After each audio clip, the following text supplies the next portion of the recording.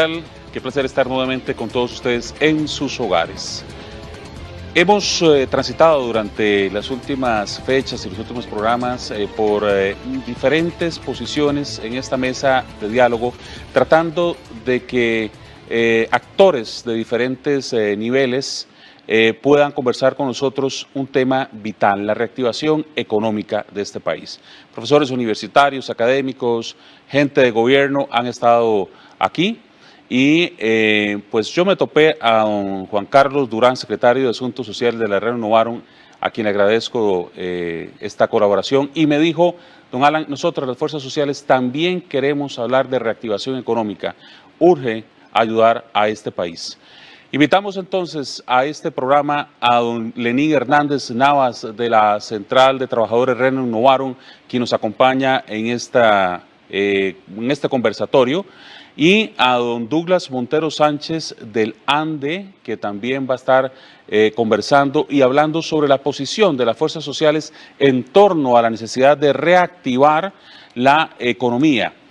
También tengo que decirlo, invitamos a don Albino Vargas, no se hizo presente, y a la señora Mélida Cedeño Castro del APSE, quien sí nos aclaró que tenía problemas para venir. Señores, gracias por estar con nosotros. Es una mesa para construir, pero es una mesa también para decir dónde están los hierros y cómo los vamos a resolver. Vamos a tener unos minutitos de contextualización. ¿Qué ven y cómo ven las fuerzas sociales, don Lenin, el tema de la reactivación económica? Sí, muy buenas, don Alan. Primeramente, agradecerle la invitación a este espacio y muy buenas al público que nos sintoniza en este momento. Desde la Confederación de Trabajadores Renovaron, confederación que agrupa más de 55.000 trabajadores públicos y privados de nuestro país, hacemos una lectura de que estamos pasando una situación socioeconómica muy delicada. Lo dijimos nosotros desde el año pasado con relación al expediente legislativo 20.580, hoy convertido en ley de la República, y lo dijimos que el problema número uno del país era el problema del déficit fiscal, que el expediente 20.580 no iba a solucionar el problema del déficit fiscal, y se ha cumplido. Lo otro que dijimos es que a la par del problema del déficit fiscal... Pero si era necesario. Sí era necesario. Okay. Lo que pasa es que después de una reforma de esta naturaleza, ocupábamos más, y por eso nosotros alzamos la voz de hacer reformas estructurales en materia tributaria, cosa que los señores diputados hasta el momento han hecho caso omiso, igual que el Poder Legislativo. Y lo otro que nosotros veníamos apuntando, que ocupamos urgentemente la reactivación económica y el empleo. Y en ambos temas, pues el Poder Legislativo y el Poder Ejecutivo nos están quedando debiendo. Esta es nuestra primera lectura que hacemos nosotros como problema número uno del país. Y es que uno lo observa día con día. Estamos hablando de que en este momento tenemos un 13% de desempleo. Y cuando hablamos de ese 13% son números, es un porcentaje, pero hay que ver que esto tiene rostro humano. Son más de 300.000 familias o personas que en este momento no pueden llevar el alimento diario a sus casas. Estamos hablando que, por ejemplo, en Limón, con la entrada en vigencia de APM Terminals, se estima que se van a perder entre 4.000 y 5.000 empleos directos e indirectos. O sea, son 4.000 familias que no van a tener modo de subsistir. Y uno de repente escucha comentarios de jerarcas, altos jerarcas, incluso hasta el presidente de la República, decir que el desempleo no es una tendencia, o por ahí un ministro decir que es normal que las empresas cierren, y son comentarios de repente descontextualizados, de no ver la necesidad de una persona que se ha quedado sin empleo, y de repente es un comentario ofensivo e irresponsable, porque aunque sea una persona que se queda sin empleo, el Estado debe garantizarle las condiciones mínimas para que esa persona pueda laborar y llevar el sustento diario a su mesa.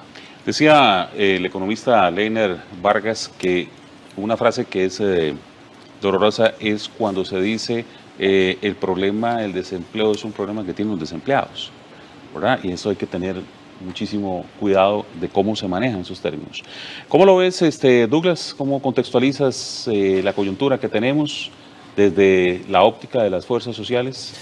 Bueno, don Alan. Y de joven, hay que decirlo. Claro, muchísimas gracias por la invitación, y celebro que a los sectores sociales también nos llamen a esta discusión y nos llamen a un debate nacional que tenemos que dar, porque el presidente de la República el año pasado en la huelga decía que ellos habían debatido durante 18 años la reforma fiscal, pero nunca la debatieron con los sectores sociales, nunca la debatieron con los costarricenses, que son los que a un final de cuentas vamos a asumir las consecuencias de todos los efectos económicos que va a tener el combo fiscal. Entonces eso es importante.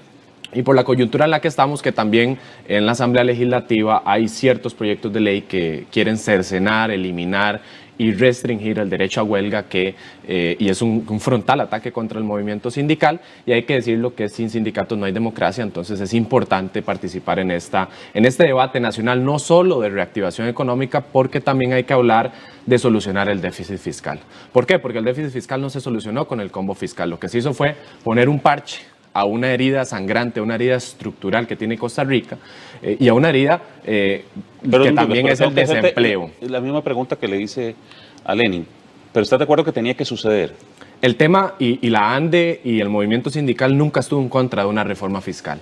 Nosotros hablamos de que era necesario hacer una reforma fiscal, pero una que solucionara las causas estructurales del déficit fiscal, no una reforma como la que se aplicó, que recargó sobre los más pobres, sobre los que ya pagamos impuestos con IVA, el faltante de dinero en la hacienda pública, recorte de gasto social y perdonando impuestos y amnistías tributarias a grandes defraudadores que históricamente. Pero ahora, hablando del desempleo, el desempleo es un problema estructural que tenemos en Costa Rica.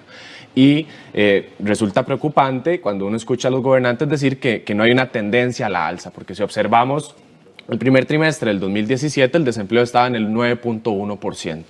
Según primer trimestre del 2018, un año después, el desempleo asciende casi al 10.3%, y hoy para el primer trimestre del 2019 tenemos el desempleo en el 11.3%. 279,000 personas desempleadas en Costa Rica. Eso significa que con respecto a un año crecimos en casi 50,000 desempleados, y eso es preocupante porque si también le agregamos los desalentados, ¿verdad? Que es esa gente que ya no busca empleo porque ya perdió la esperanza, ya sabe que por más que busque no va a encontrar, llegamos a una tasa de más del 13%. Estamos hablando de casi 323,000 personas entre desempleados y desalentados que no encuentran empleo, una tendencia creciente de la tasa de desempleo, y no solo eso, porque tenemos que observar el crecimiento económico si queremos hablar de reactivación económica. El crecimiento económico ha venido contrayéndose. En el 2016... Pero permíteme solo, Douglas, un segundito, sí, porque a veces es bueno como que la gente lo mapee y lo vea más claramente. Lo he dicho en otras oportunidades, pero quiero retomarlo.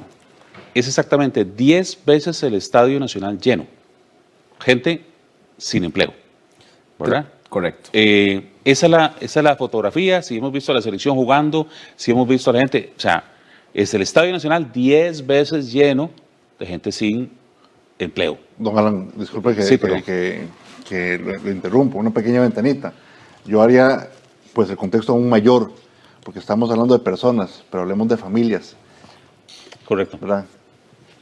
Madres, jefas de hogar, padres de repente, que no pueden llegar al sustento. Y hablando de un cálculo de cuatro personas, estamos hablando de ¿qué? 1.200.000. 1.200.000. Familias que no pueden satisfacer sus necesidades básicas, y por eso es que el movimiento social debe en este momento plantarse a no permitir más situaciones o políticas económicas regresivas en torno a la clase trabajadora. Y ahora que tocaste el tema de las jefas de hogar, el desempleo tiene el rostro de mujer, porque si nosotros observamos del 11.3% de desempleo, un 9 y algo es desempleo de hombres, pero si observamos el desempleo femenino, asciende al 14.2%. Estamos hablando de, si comparamos el desempleo total en función del desempleo de las mujeres, estamos hablando de 3 puntos porcentuales más todavía. Y si hablamos de informalidad, en el caso de la informalidad, nosotros tenemos, del subempleo, perdón, que la informalidad femenina es el doble de la informalidad masculina. Y en el caso de la informalidad también hay un alto contenido. Costa Rica el trimestre pasado, hace un año, teníamos una informalidad del 41%, hoy tenemos una informalidad histórica del 46%. ¿Pero a qué se debe esto? Tenemos que ver el crecimiento económico, es muy importante. En el 2016 la economía crecía al 4.2%, 2018 creció al 2.7%. El crecimiento económico se ha contraído. ¿Y por qué se ha contraído? Principalmente por dos cosas. Hay dos grandes motores de crecimiento económico: el consumo de los hogares y el consumo del gobierno central. El consumo de los hogares ha venido decreciendo en estos años y por eso hemos tenido menos crecimiento económico, y el consumo del gobierno central también. Pero ¿qué va a pasar en julio? Dentro de menos de un mes, que el IVA empieza a regir. El consumo de los hogares y el consumo privado se va a ver contraído.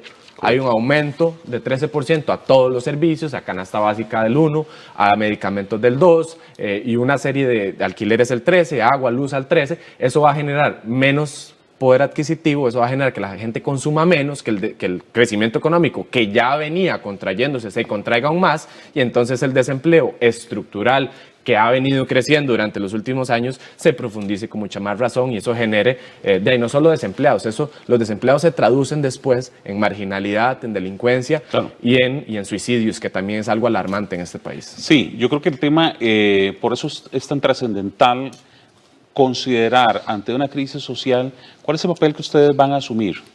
Yo voy a ir a una pausa, porque aquí también hay un detalle importante y hay que decirlo. Todos los actores van a tener que asumir un margen de responsabilidad para tratar de sacar adelante a este país. Y ustedes, como fuerzas sociales, también van a tener que asumirla. Me dejan ir a una pausa y regreso con más. Ya venimos, estamos hablando de reactivación económica desde la óptica de las fuerzas sociales. Me acompaña don Lenín Hernández de la Central Renovaron y don Douglas Montero Sánchez de El Ande. Ya venimos con más, estamos en el programa de esta semana.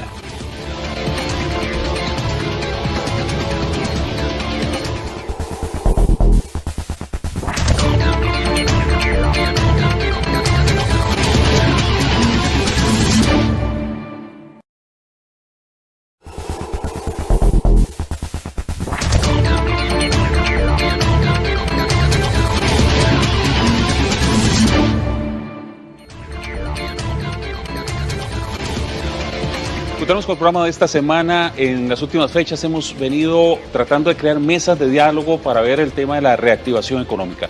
Quizá uno de los problemas más graves es cómo hacerlo y los diferentes ángulos que hay. Varias de las propuestas que hemos tenido aquí, recuerdo la de don Olman Segura, ya han provocado que existan algunos cambios y posiciones importantes y han sido escuchadas por el gobierno. Hoy, como les decía, tenemos la representación de las fuerzas sociales y hay una cosa que uno me pongo a pensar ahora que ustedes hablaban en la introducción, y es que las fuerzas sociales, los sindicatos, prácticamente la gente los ve ligados a huelgas y no los ve ligados a propuestas para sacar adelante. Bien lo decíamos en el segmento anterior, hay cerca de 300.000 personas viviendo en pobreza y cerca de 100.000 en extrema pobreza. Ellos no comen de huelgas, ellos comen de que exista algo que les dé trabajo. ¿Cuál es la posición que tienen que asumir en estos momentos ustedes, fuerzas sociales, ante este panorama? Bueno, es que no solamente podemos o debemos pensar en las 300.000 familias que están en pobreza y las casi 100.000 personas que están en pobreza extrema, porque el mayor problema que estamos teniendo nosotros como sociedad es que la clase media se va empobreciendo cada vez más. Nosotros lo sentimos con esa pérdida del poder adquisitivo a través de nuestros salarios. Nuestros salarios cada vez alcanzan menos. Venimos, por ejemplo, de dar un aporte del 1% de los trabajadores a la seguridad social a través del régimen de pensiones para los trabajadores. Venimos de aprobar una reforma tributaria en donde el IVA nos va a afectar a todos los costarricenses. En este momento, de repente, la señora que de repente alista a sus hijos y espera la buseta para que se lo lleven al kinder, al colegio, va a tener que pagar más. En este momento un empresario que de repente no tenía destinado pagar más por alquiler, en este momento va a tener que pagar más por esos alquileres. Estamos hablando de que de repente uno lo observa día con día en los supermercados, gente que va comprando y agarra el teléfono celular y uno cree que va mensajeando y no, llevar la calculadora para efectos de saber. Te entiendo, sí. Lenin, eso, te entiendo, pero el tema es, todos... Bueno, no todos, gran parte del país tomó la decisión de que tenían que haber nuevos impuestos y nos vamos a tener que enfrentar a eso, ¿verdad? Técnicamente eso no debería provocar una huelga porque ya habíamos llegado a un acuerdo y sobre eso íbamos. ¿Qué es o qué tenemos que hacer para ser parte de? El punto que yo quiero aterrizar, don Álvaro, precisamente es que nosotros hace un año atrás no solamente nos fuimos a un movimiento huelguístico, sino que también propusimos.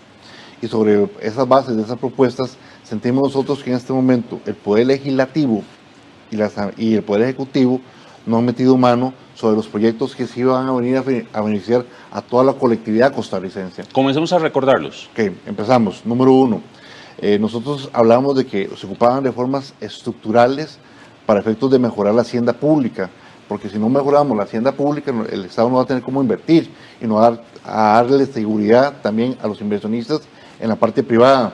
Entonces nosotros hablamos de renta global, renta mundial, hablamos de las normas BEPS, hablamos por ahí también que es importantísimo. Me los va traduciendo, ¿verdad? Porque acuérdense que para el público en general muchas de esas cosas suenan a... ¿verdad? Sí, nosotros hablamos de que, para ponerlo en lenguaje un poco más sencillo, en nuestro país existen más de 105 leyes tributarias o métodos para recaudar impuestos. Y los 3 impuestos más importantes, o la forma más importante de captar impuestos, es a través de renta, venta y aduanas. Entonces, cuando hablamos de renta global y renta mundial, es precisamente para poder captar a esos grandes capitales que de repente mandan sus dineros a otros países, como lo vimos con los documentos de Panamá. Entonces, estas modificaciones en la Asamblea Legislativa se podrían hacer. Están los proyectos de ley, pero en este momento no quieren aplicarlo.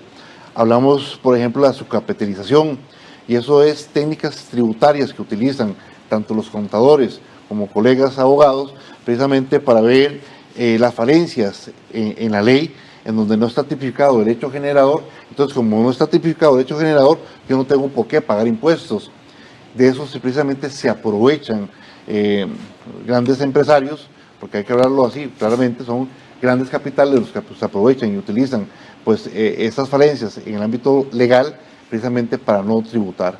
De esas cosas nosotros hablamos hace un año, y también hablamos de la reactivación económica, y sobre esos temas de la reactivación económica nosotros mencionamos, por ejemplo, que el IVA no podía aplicarse y meter a todos los costarricenses. Estoy hablando de los costarricenses que consumimos y el sector productivo en un mismo saco, pero la ley fue aprobada de forma atropellada, sin hacer el consenso necesario. Y pongo un simple ejemplo: para aprobar una ley en nuestro país prácticamente se llevan 2 legislaturas, 8 años en promedio para aprobar una ley, y con relación a la ley 20.580 prácticamente en 6 meses se aprobó. Pero Lenin, cuando están los espacios políticos para lograr las cosas, hay que avanzar, porque si no, no se dan. Usted y yo sabemos, y hemos estado en la Asamblea Legislativa y con proyectos que duran años y no van a terminar nada si se sigue dando un proceso. Le entiendo que aprobada esa ley, lo que necesitábamos era que surgieran otras leyes para paliar esto, ¿verdad? Por ejemplo, cosas como las que comentó el diputado Eduardo Christian la semana pasada en este programa, en donde 13.000 contenedores están desaparecidos.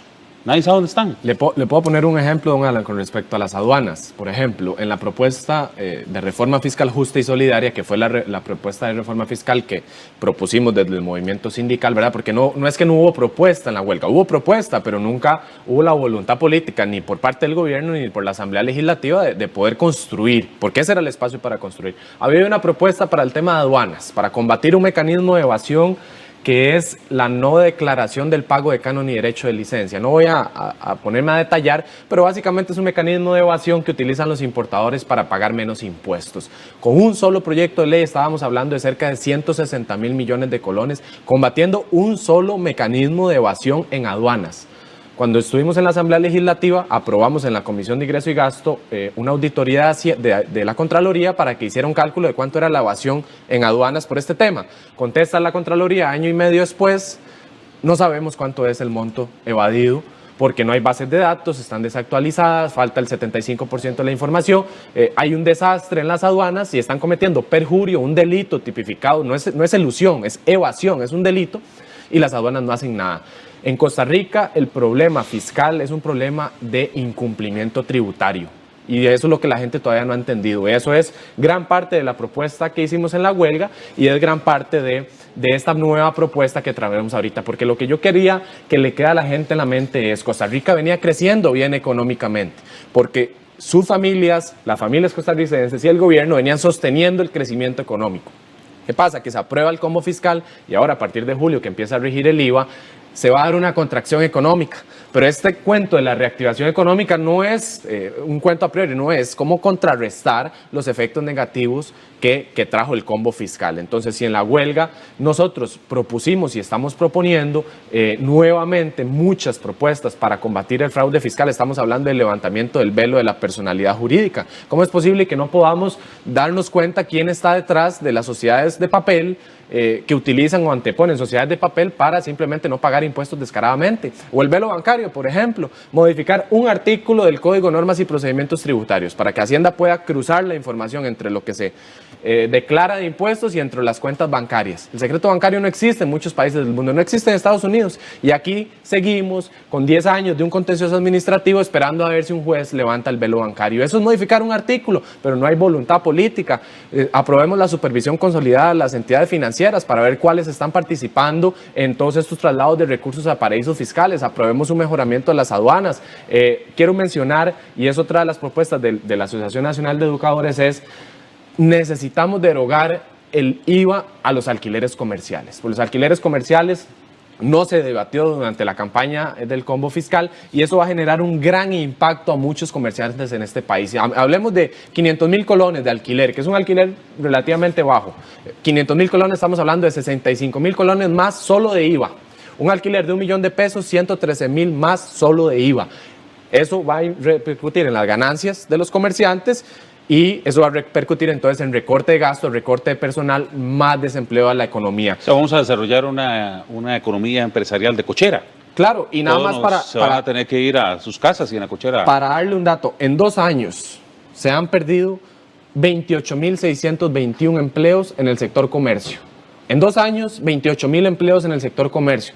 Súmele un 13 del IVA, alquileres. ¿Cuántos empleos más se van a perder en el sector comercio? Es el que más empleo ha perdido. Después de ahí viene el sector educación, que estamos hablando en 2 años de 19,000 empleos, ¿verdad? Súmele el IVA al agua, súmele el IVA a la luz, ¿verdad? Todos esos son costos para el sector empresarial que eso va a generar un impacto regresivo.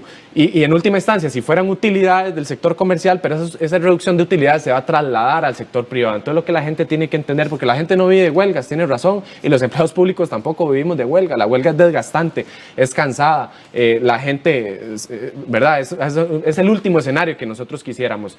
Pero la huelga del año pasado fue para proteger el empleo del sector privado, para proteger el crecimiento económico de todo el país y para proteger la desigualdad y la pobreza. Entonces, los empleados del sector privado... Pero esas huelgas no suenan a eso. No suenan a eso, porque tenemos a los medios de comunicación, los grandes medios de comunicación en contra, ¿verdad? Hablando de famosas convenciones colectivas, que no son la causa del déficit fiscal, ¿verdad? Pero le meten a la gente esa idea en la cabeza de que esa es la causa del déficit y en realidad nosotros estamos defendiendo otra cosa. ¿Se ha satanizado el empleo público?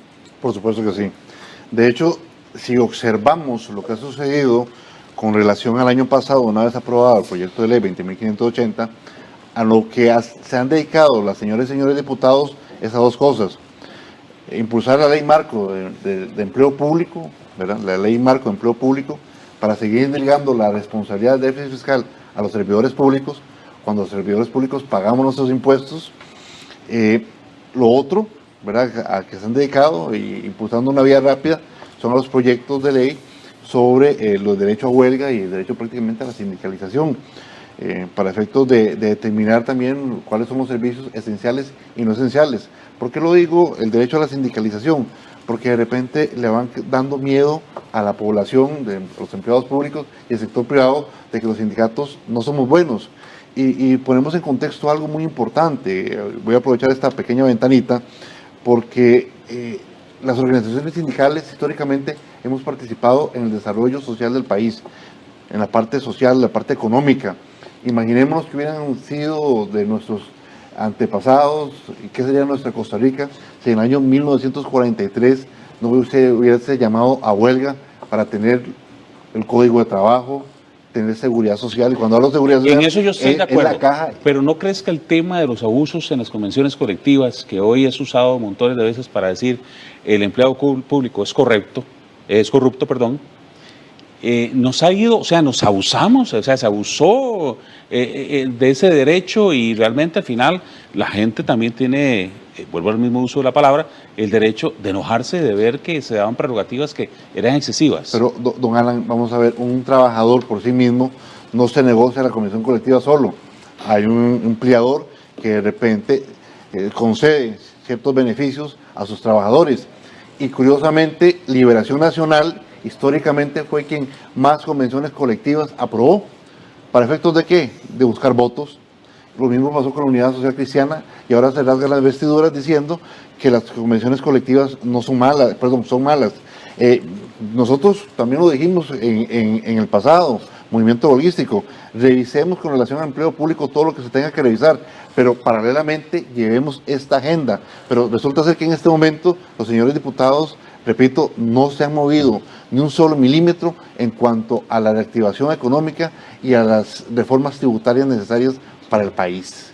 Voy a planteárselo distinto. Ahora cuando volvamos, voy a ir a una pausa porque te entiendo la partecita de que los sindicatos estuvieran negociando con sus patronos, pero hay una figura ética también y nosotros nos fuimos. Así que ahora cuando regreso quiero plantearles también otro aspecto importante y es sobre el papel que cumple el empleado público en función de que también todas las empresas privadas funcionen. Así que ya venimos con más.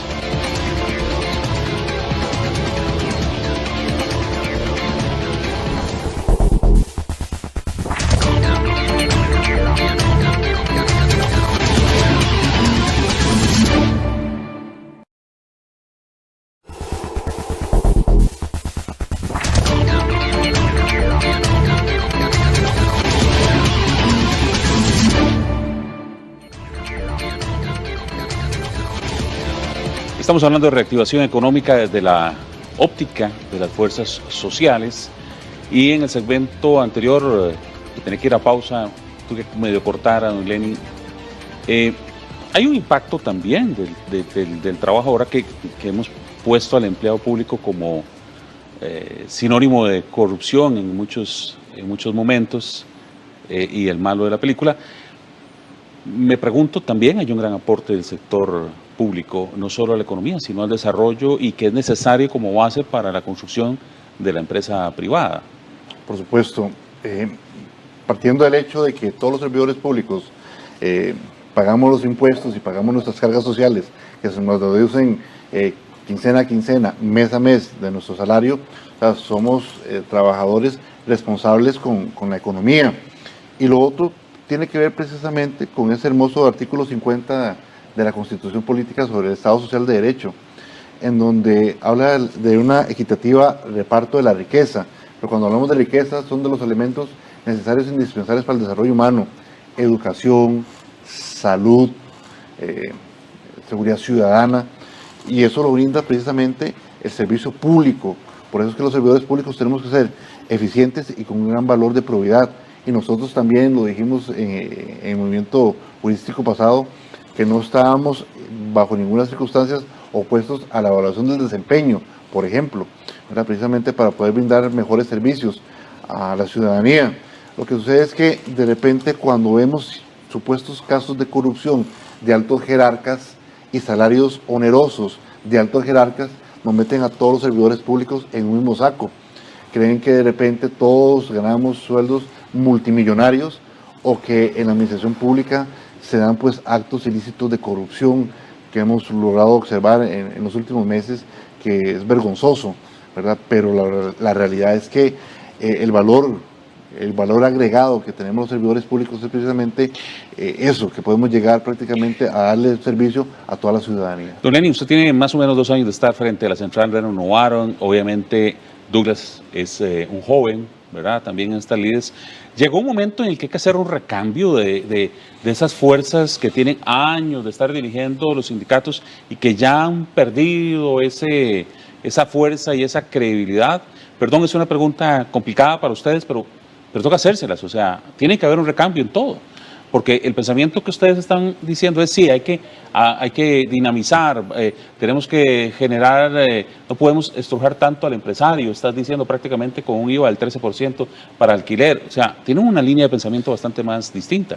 Yo pienso que la renovación generacional no solo se tiene que dar en el movimiento sindical, que efectivamente tiene que darse, pero también creo que los partidos políticos tienen que darse, porque curiosamente... Pero se ha dado. No se ha dado tanto, porque curiosamente muchas... Del PAC y de un sí, pero el PAC, joven, ¿qué es el PAC? El PAC es muchas veces disidentes de los partidos tradicionales, ¿verdad? Que se salieron del mismo fundador del PAC, no viene el Partido de Liberación Nacional, ¿verdad? Que ahora está muy silencioso con todos los escándalos de corrupción del PAC, ¿verdad? El famoso garante de la ética. Todos son reciclados de los partidos tradicionales que ya no tienen cabida en sus partidos anteriores, entonces llegan al PAC sin ningún tipo de formación ideológica y llegan a hacer cogobierno, en este caso la Unidad Social Cristiana, que está cogobernando con el Partido de Acción Ciudadana. Entonces el relevo generacional tiene que darse en todo lado. Yo quería mencionar con respecto al tema de antes, la vinculación... Pero sí estás de acuerdo que totalmente tiene que haber una renovación en las fuerzas sociales también. Es lo natural de la vida humana, es lo natural de la vida social, que tiene que haber una evolución constante. Yo quería mencionar con respecto a la dicotomía o a la falsa dicotomía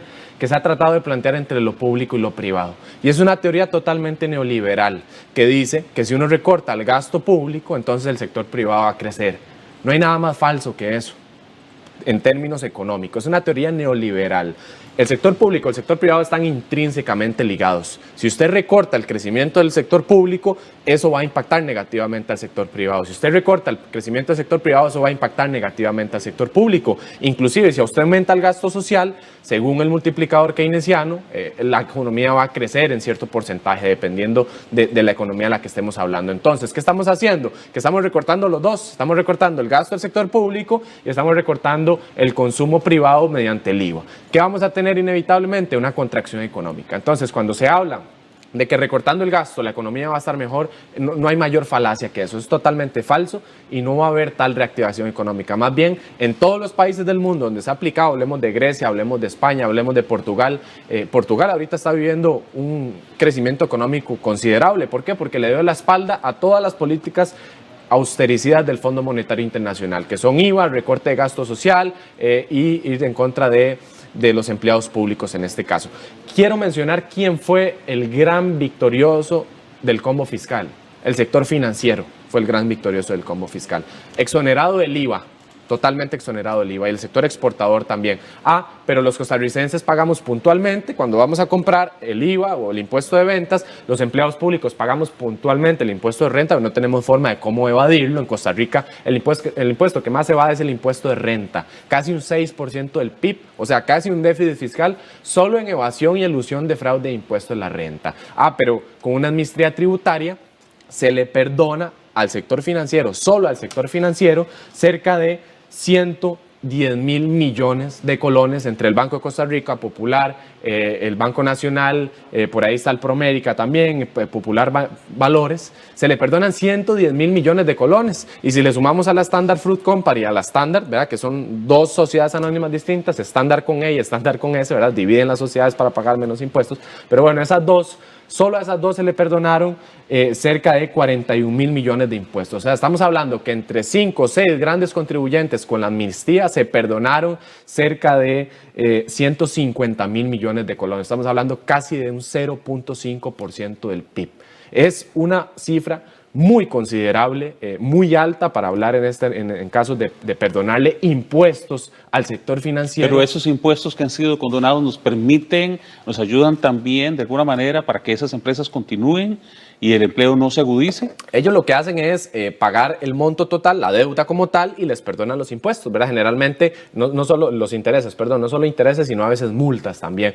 Pero entonces, ¿a quién le estamos perdonando los impuestos y a quién se los estamos cobrando? Eso es lo que muchos quisieran que les ayudaran con las tarjetas de crédito, ¿verdad? Claro, está el proyecto de topes de usura, ¿verdad? ¿Por qué tiene años de estar pegado un proyecto de ley que viene a limitar las tarjetas de usura, de crédito, ¿verdad? ¿Por qué no pasa en la Asamblea Legislativa? Porque el sector financiero es el gran beneficiado del combo. Los diputados la semana pasada conmigo, hablando del tema de usura, me dijeron en 2 meses ese tema lo tenemos que sacar. En 2 o 3 semanas. ¿Ustedes apoyan una iniciativa como esta? Totalmente. Las tasas de usura lo que genera es endeudamiento. ¿Cuál es vamos a ver, hablemos del encaje mínimo legal. otra medida para beneficiar al sector financiero. ¿Qué nos asegura a nosotros? Que ese porcentaje que bajaron de encaje mínimo legal se va a colocar en crédito al sector productivo. Nada nos lo asegura a nosotros. Se podría trasladar a crédito para el consumo y endeudar aún más a las familias costarricenses. El modelo de endeudamiento que están implementando, la política económica de endeudamiento, no solo al sector productivo, sino al gobierno, con los eurobonos también y con toda la plata que se le está pidiendo al Fondo Monetario, no es la solución a nuestro problema. Tenemos que solucionar el problema del déficit fiscal ya. ¿Cuáles soluciones? Las soluciones estructurales, no estos parches que lo que hacen es poner a pagar a los que ya pagamos y eliminar el gasto social, que eso inevitablemente va a impactar negativamente la economía, y no seguir perdonándole impuestos, ¿verdad? Porque por ahí aparece hasta el mismo presidente del Parlamento, ¿verdad? Beneficiado por la Administración Tributaria, siendo él, habiéndola votado él, legislando el beneficio propio. Desde la ANDE también hemos instado a que don Carlos Ricardo renuncie a su inmunidad parlamentaria para que afronte este proceso penal. Y si no renuncia, que difícilmente lo va a hacer, entonces que la señora fiscal Navas comience el proceso de levantamiento de la inmunidad, como se hizo con Celso Gamboa, exactamente el mismo proceso.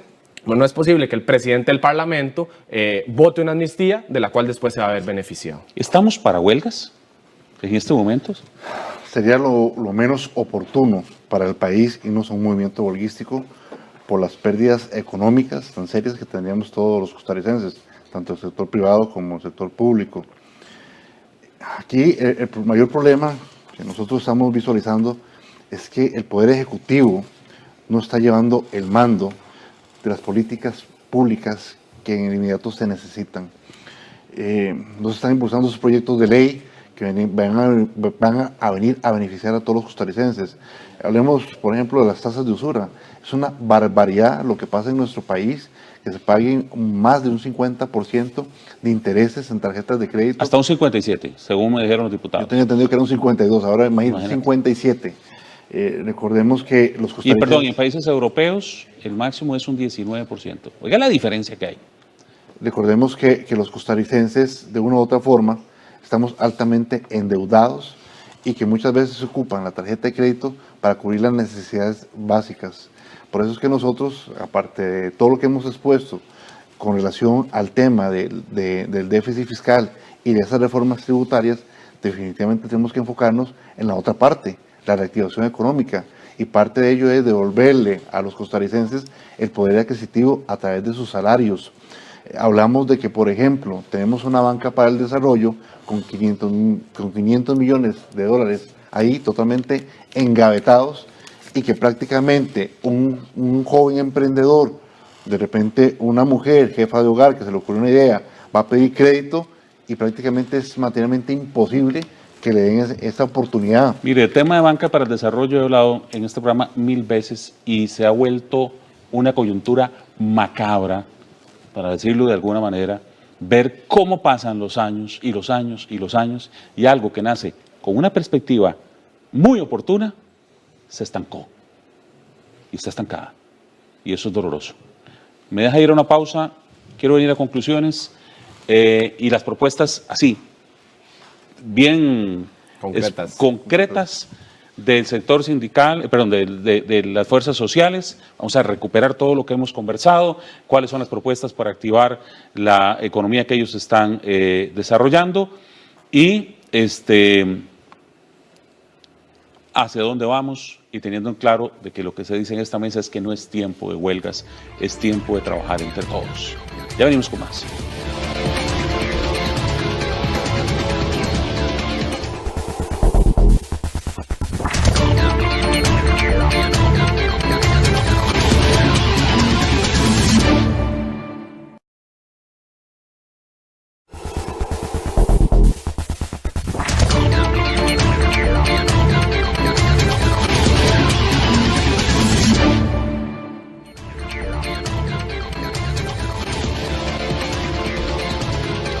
Tengo que confesarlo, este programa me ha sorprendido por dos coyunturas.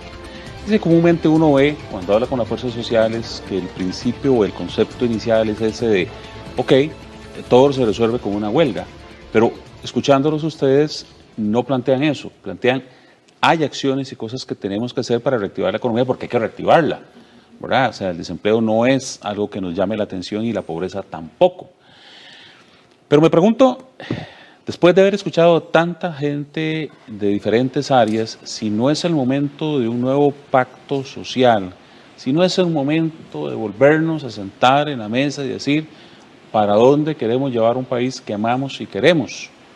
No es el momento de limpiar la mesa y decirles, vean señores, aquí hay unos cuantos que están llevándose el dinero. Bueno, ellos trabajan en eso, está bien, tampoco es un pecado, pero ¿cómo hacemos para que esto no nos dañe ni nos perjudique y que llegue de una manera justa a todas las partes? ¿Cómo ven este planteamiento? Yo considero que un eventual movimiento de huelga para este medio año, para segundo trimestre de este año que viene, no va a depender del movimiento social, va a depender del gobierno de la República y del Parlamento. Si nos quieren pasar a rajatabla los proyectos de ley que vienen a eliminar el derecho a huelga, si quieren pasar la educación dual a como dé lugar sin ninguna garantía laboral y social para los muchachos, si quieren pasar el proyecto de empleo público sin ninguna garantía para los trabajadores, si quieren terminar de llevarse lo poco que le queda a este país, tendrá que haber huelga, pero ya no una huelga de educadores, una huelga del sector público, tendrá que ser un movimiento patriótico nacional que se levante en contra de las políticas neoliberales importadas de los organismos financieros internacionales que nos están tratando de implementar. Totalmente de acuerdo, llamemos a un pacto. El año pasado nunca nos quisieron escuchar cuando llevamos la propuesta porque había un estado de necesidad, había una urgencia. Pero bueno, ya en este momento la urgencia no es tanta, ¿verdad? Entonces, sentémonos todos los sectores a negociar un plan económico que no tiene el gobierno de la República, ¿verdad? Sentémonos a negociarlo, a plantearlo. Quitemos los alquileres para locales comerciales, quitemos o ampliemos la exoneración a IVA, agua y luz, que van a afectar a 500,000 de familias, el IVA, agua y luz, a 500,000 de familias costarricenses. Ampliemos esa exoneración. Se ha planteado en esta mesa también que la Caja Costarricense de Seguro Social tiene que crear escalafones, ¿verdad? Porque contrato a alguien medio tiempo y tengo que pagarle el seguro completo y eso claro, no ayuda a la economía. No ayuda. Claro. Hay que buscar alguna estrategia válida de ese tipo, pero podemos hablar de varias medidas concretas. Bajemos las tasas de interés, aprobemos el proyecto de ley de usura, ¿verdad? Hay varias propuestas. Bueno, que esas exoneraciones o quitar el alquiler al IVA va a quitar ciertos ingresos tributarios. Sí, ¿de dónde viene esa plata? Bueno, entonces aprobemos el plan que tiene la Asociación Nacional de Educadores para luchar contra el fraude y de ahí sacamos el dinero que vamos a perder y así no se pierde el crecimiento económico y no se genera más desempleo. Entonces, el llamado es... ¿Cuánto con este plan de defraudación, cuánto era que se recuperaba? El año pasado, con nuestra reforma fiscal, con la propuesta de reforma fiscal justa y solidaria, se podría recuperar hasta un 4.2% del PIB. Estábamos hablando de más del doble de lo que generaba la reforma fiscal, sin IVA y sin regla fiscal, ¿verdad? Tenemos este otro plan que es de lucha contra el fraude, estaremos en su momento presentándolo con las estimaciones pertinentes, pero el llamado aquí es, y no solo al sector público, el llamado aquí es a todos los costarricenses, unámonos, sentémonos en una mesa, ahora sí de verdad social, porque es que los sindicatos nos quieren sacar de la discusión y nos quieren poner una mordaza y nos quieren prohibir el derecho a huelga, nunca más volverse a manifestar, eso no lo podemos permitir. El derecho a huelga, si hay que defender con la vida, se defiende. Entonces, sentémonos a una mesa, si el gobierno no quiere huelga, si la Asamblea Legislativa no quiere huelga, sentémonos a una mesa y definamos la política económica y social que Costa Rica necesita para salir de una crisis que es estructural. Más de 30 años de políticas neoliberales que comenzaron con los PAES. ¿Quién sería Estos resultados son resultados de 30 años de políticas neoliberales. Basta ya de política neoliberal. ¿Quién sería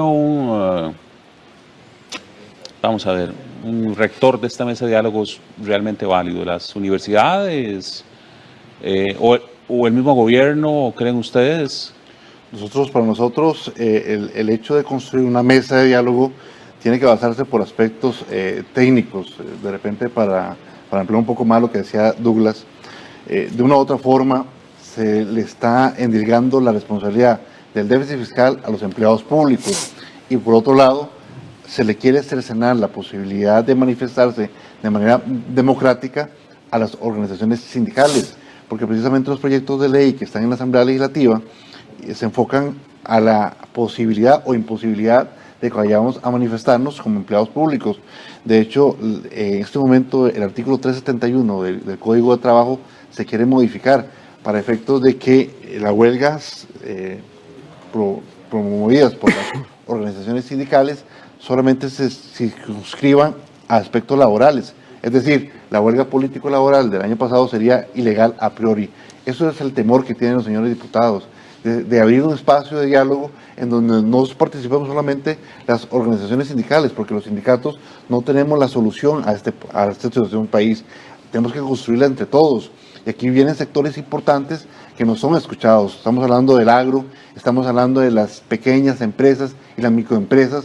¿Quién las representa? La OCAEP no las está representando. Estamos hablando que en los 2 últimos años han cerrado 58,000 pequeñas empresas.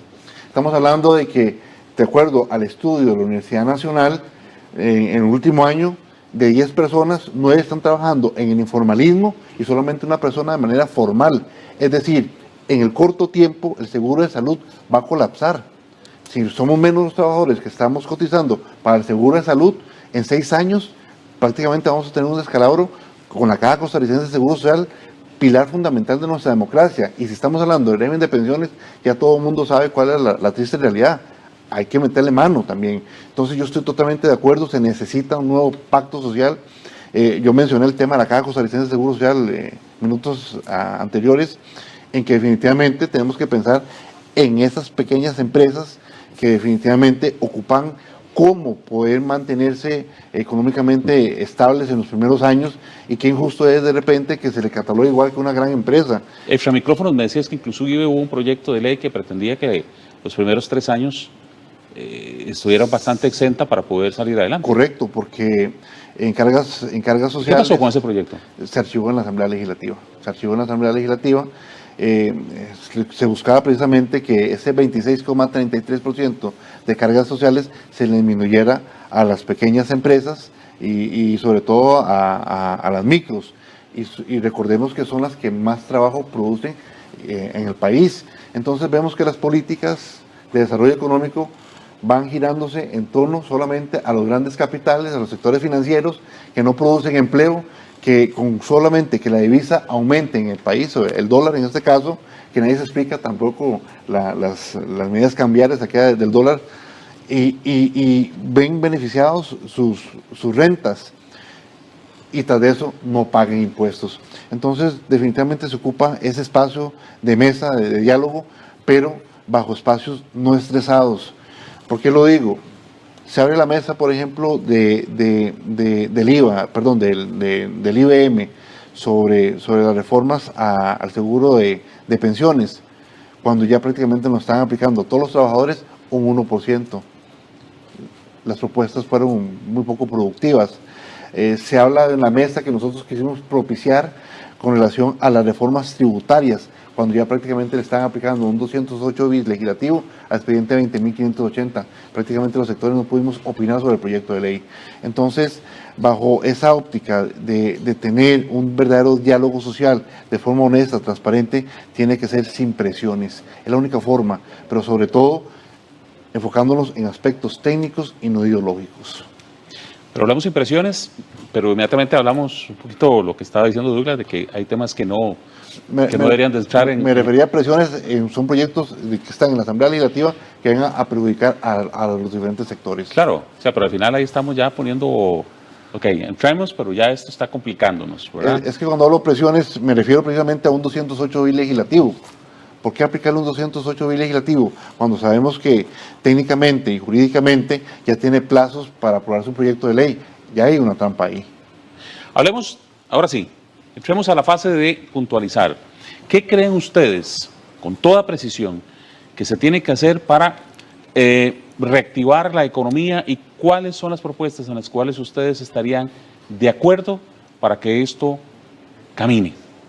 Ya estamos claros, y lo estamos planteando aquí en esta mesa hoy, de que se necesita una mesa de diálogo de reactivación económica para comenzar a sacar adelante el país, si no esto se nos va a complicar, y por supuesto eso generará un nuevo pacto social.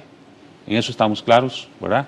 De que como fuerzas sociales eso les parece oportuno impulsar. ¿Qué más? Totalmente de acuerdo. Hay que evitar primero que nada los efectos contractivos del combo fiscal. Eso es lo primero que tenemos que hacerle frente. Para eso la ANDE está proponiendo nuevamente eliminar el alquiler de IVA, el 13% de IVA a los alquileres, exonerar la canasta básica. No van a estar muy desacuerdo los empresarios, porque eso creo que van a estar bastante de acuerdo. No es tanto por defender a los empresarios, por defender al trabajador del sector privado, que es nuestra propuesta. Pero tenemos también ampliar la exoneración de agua y luz, que va a afectar a muchas familias que no son adineradas. Tenemos por ahí exonerar canasta básica, indispensable para la reactivación económica, exonerar medicamentos, indispensable. Tasas de usuras es indispensable también totalmente. Necesitamos ver de qué forma se bajan las tasas de interés del sector financiero, sí, pero no con políticas neoliberales como amnistías o como eurobonos, que no van a solucionar el problema estructural de la deuda o del déficit fiscal. Y necesitamos, por otro lado, aumentar el gasto social. Importantísimo. Cada vez que usted aumenta el gasto social, la economía crece. Lo que está diciendo el gobierno es que usted tiene que sacar los tractores, tiene que habilitar y tiene que el sector, inyectarle al país dinero para que se habilite o se nivelen por lo menos los problemas Totalmente. sociales. Y por último, el poder adquisitivo. Indispensable, salarios crecientes, poder adquisitivo creciente. Aquí no estoy hablando del sector público, aquí estoy hablando de salarios en general. Salarios crecientes, poder adquisitivo. ¿Y de dónde? Bueno, si el sector público cobrara los impuestos, si el gobierno de la República cobrara todo el fraude, la evasión y la elusión en aduanas, en renta y en ventas, tendríamos dinero suficiente para hacer aumentos salariales. El sector privado debería fomentar el aumento salarial. ¿Por qué? Un aumento de poder adquisitivo, y lo hablé al principio del programa, el principal motor de crecimiento económico en Costa Rica no son las exportaciones, no es el sector financiero. El principal motor es el consumo final de los hogares. Poder adquisitivo, la gente consume, las empresas venden, porque aquí creen que el crecimiento económico se va a dar dándole más crédito a las empresas. No, el crecimiento económico se da dándole más poder adquisitivo a las familias para que éstas consuman, para que las empresas vendan, y una vez que venden tienen ganancias, contratan gente, se genera empleo, se generan encadenamientos y entonces se da una espiral creciente a la economía. ¿Qué estamos haciendo? Totalmente lo contrario, reduciendo el poder adquisitivo y haciendo el efecto totalmente a la inversa. ¿Te atemoriza lo que estamos haciendo hoy? No, para nada en lo absoluto. Hay propuesta seria, congruente, concisa. Hay un objetivo claro para algún eventual movimiento de huelga. Y yo creo nada más... que se atemoriza el camino que estamos siguiendo en la economía. Totalmente. Aquí el Banco Central ya lo pronosticó, y el primer efecto no viene en el primer año. El efecto más grave viene en el segundo, tercer y cuarto, quinto año. Viene el efecto más grave. Una contracción de casi el 2.3% está en el programa macroeconómico. Entonces el efecto no es a partir de julio, es el 2020, 2021. Es terrible el panorama que tenemos ahorita. ¿Urge esta mesa de diálogo? ¿Urge el pacto social? Ya, tenemos que intervenir ya y mandarle un mensaje a don Carlos Alvarado para decirle que los derechos laborales también son derechos humanos. Pero resulta que el PAC se vende como el partido de los derechos humanos, pero no los derechos laborales. Y los derechos laborales son derechos humanos consagrados en la Constitución política, el derecho a un trabajo digno, a una vida digna, y el derecho a huelga, por supuesto, que en los años 30, una gran huelga bananera, ¿verdad?, dirigida por un excelentísimo dirigente sindical como Carlos Luis Fallas, y después en el 49 se garantiza ese derecho que hoy nos quieren quitar. Entonces, los derechos laborales y el derecho a huelga también son derechos humanos. Sí. Bueno, y hay unas minorías que no salen a manifestarse ni salen por ningún lado, pero que ahí están y que no tienen comida. Así es. ¿Verdad? En el caso nuestro, la visión es muy clara, muy concreta. Pasa por un tema de una reforma tributaria que sea progresiva, lo que ya hemos hablado. Estamos hablando de las tasas de usura. Eso es indispensable hacerlo, no solamente con relación a las tarjetas de crédito, sino también a obligaciones crediticias de otra naturaleza, hipotecarias, que eso también hay que revisarlo. Tiene que ver con un tema de la Caja Costarricense de Seguro Social, lo mencioné anteriormente, y tenemos que favorecer políticas que fortalezcan a las pequeñas y microempresas. Tiene que ver también con un asunto que definitivamente tanto el Partido Unidad Social Cristiana, Partido Liberación Nacional y el PAC definitivamente no se han preocupado por impulsarlo, como lo es en este caso la apertura a este verdadero diálogo social que definitivamente uno no lo ve por ningún lado. Muchas gracias a ambos invitados, me voy complacido, creo que la tarea le queda al Gobierno de la República, a la Asamblea Legislativa, a don Carlos Alvarado. Aquí están las fuerzas sociales diciendo: nosotros queremos también ayudar en la reactivación económica y convoquemos a una mesa de diálogo y a un nuevo pacto social. Hablando se entiende la gente, y Costa Rica es un asunto de todos. Tenemos que construirlo entre todos, de eso se trata.